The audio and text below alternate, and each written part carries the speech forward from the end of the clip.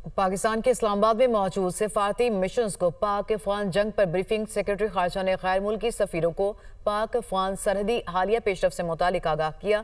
तर्जुमान दफ्तर खारजा के मुताबिक पाकिस्तान के जायज़ सिक्योरिटी खदशात, इलाकाई सालमियत और कौमी सलामती के तहफ़्फ़ुज़ के लिए गैर मुतज़लज़ल अज़्म पर जोर दिया गया।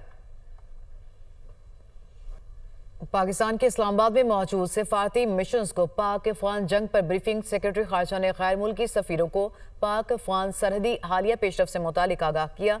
तर्जुमान दफ्तर खारजा के मुताबिक पाकिस्तान के जायज़ सिक्योरिटी खदशात, इलाकाई सालमियत और कौमी सलामती के तहफ़्फ़ुज़ के लिए गैर मुतज़लज़ल अज़्म पर जोर दिया गया।